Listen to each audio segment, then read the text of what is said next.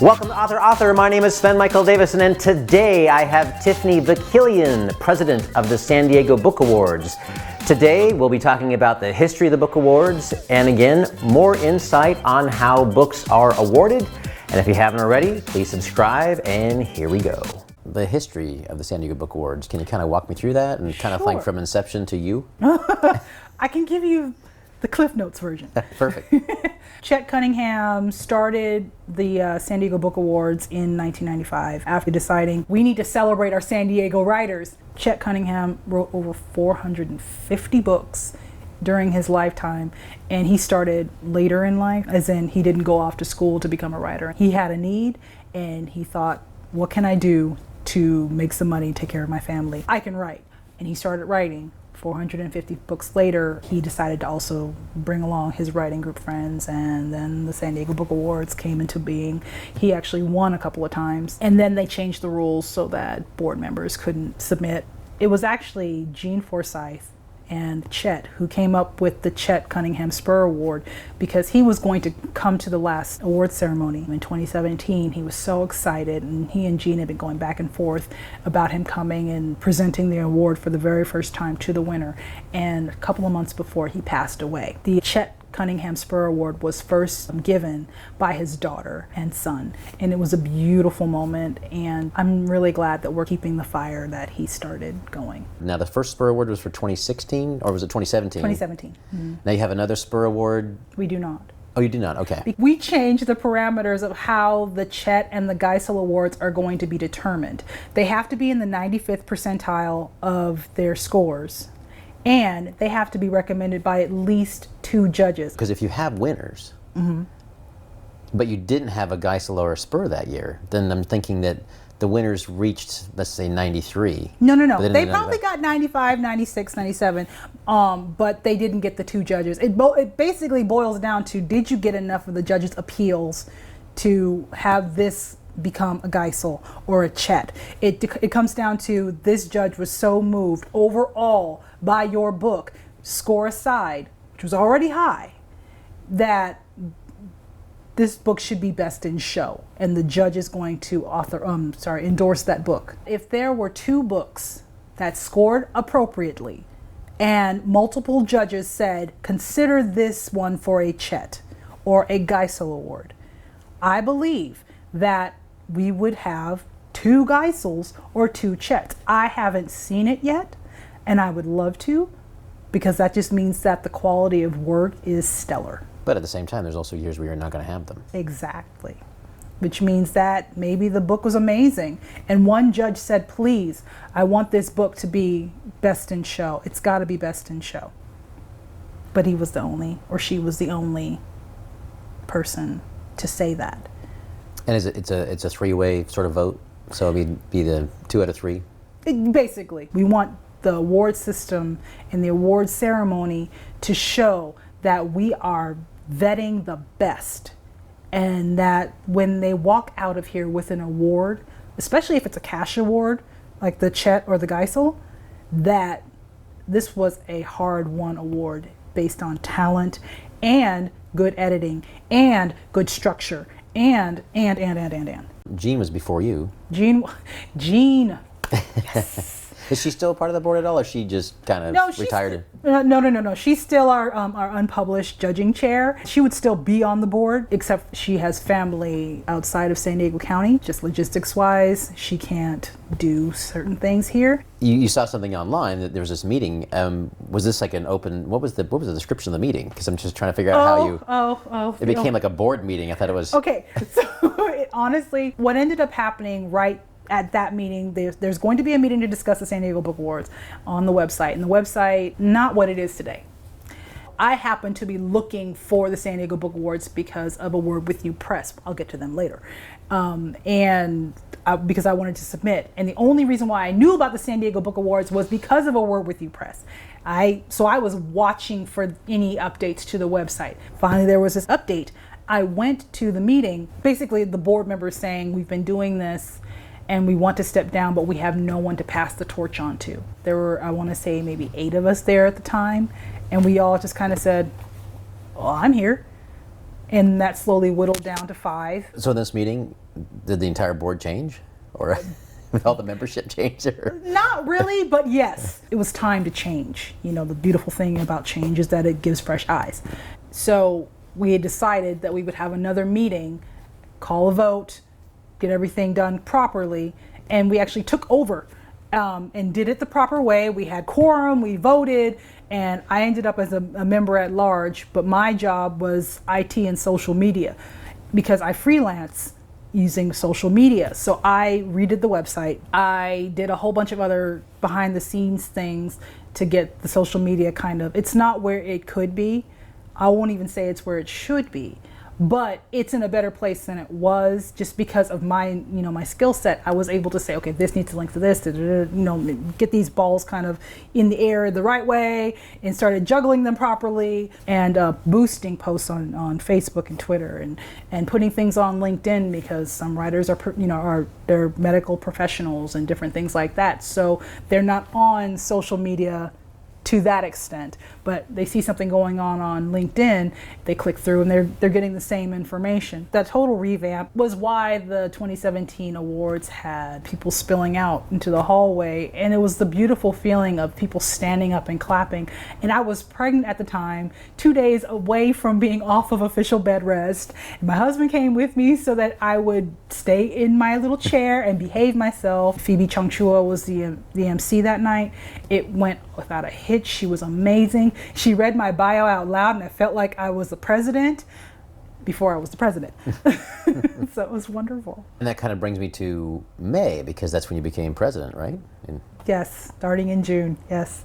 And how did that happen? Jean said she needed to move. We were very, very upset by that and told her she couldn't move. But if it hadn't been for her, San Diego Book Awards probably would have fizzled out. All the other board members were amazing, and I'm so thankful for each and every one of them. But if it weren't for Jean at the head, we wouldn't have done nearly as much. I was happy being director of social media. It was easy. Just had a baby. I didn't need to do much more. Then I started talking to Aida. Before she won, she was writing in her room, keeping it to herself. But ever since she won, I'm a writer. I have to show up. And she's basically, Tiffany, you've got this. You know everything. A lot of the board members are new. We have a new vice president, David Grant Urban. He's amazing, and he's so on fire to be the vice president and keep things going. Martha Erickson, our treasurer, she's fun.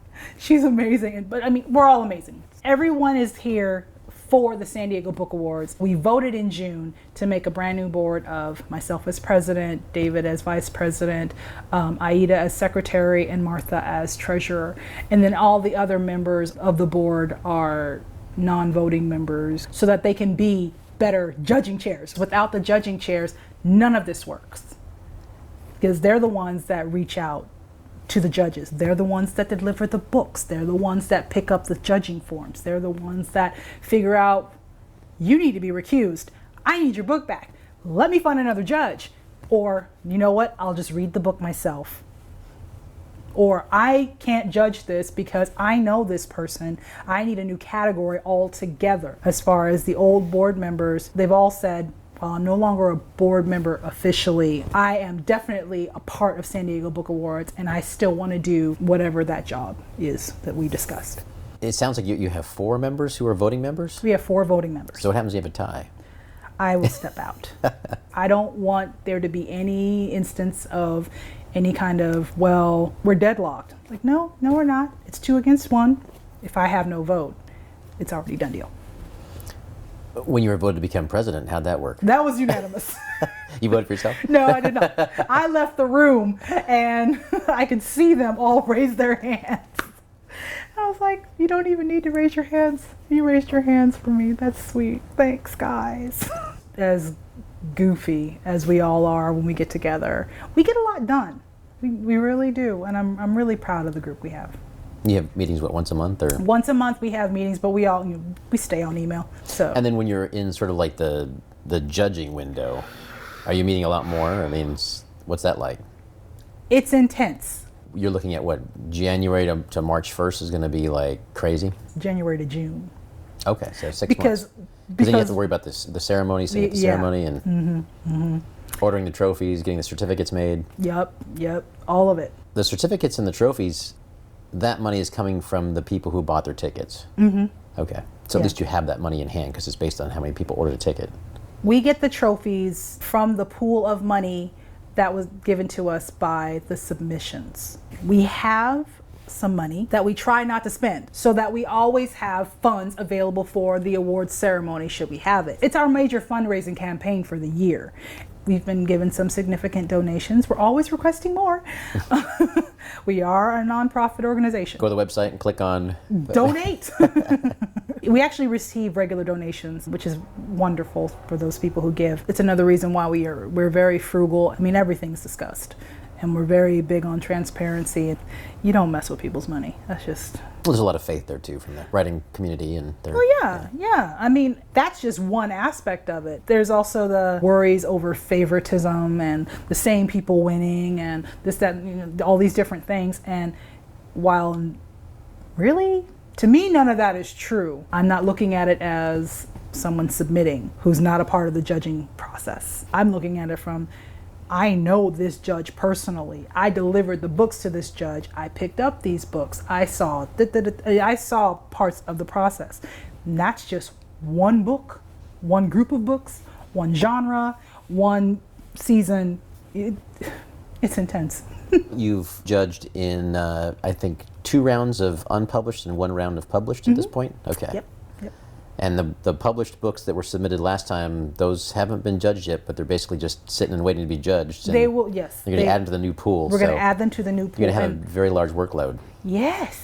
I'm looking forward, actually, to this year's judging because with interviews like this and different networking opportunities that we didn't take last time, I believe that we're going to have a lot of submissions, but I also think we're going to have a lot of volunteers. Our volunteer pool has actually already increased based on some of the networking opportunities that we've made, and I couldn't be more thrilled. Do you have enough judges for this season, or are you kind of like, where are you at? Like, it really depends on looking. Right, we're always looking.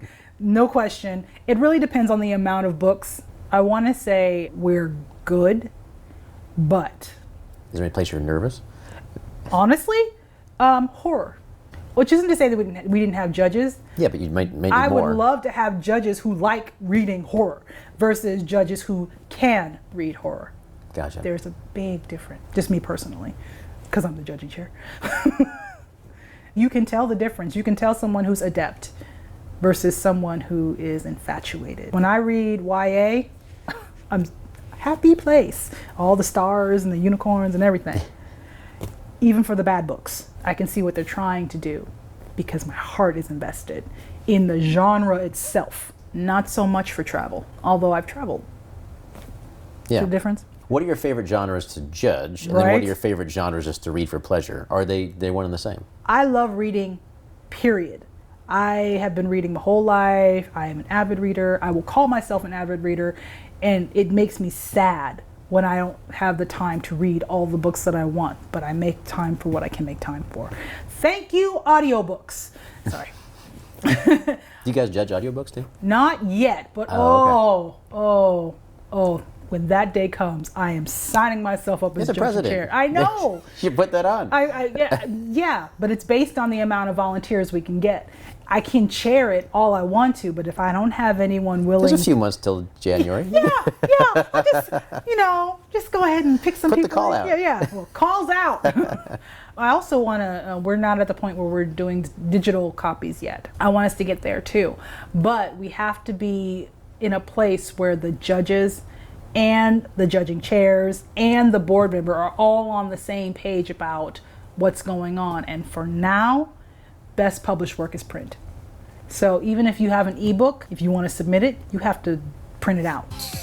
Please subscribe so my dad can make more videos like this. Thank you.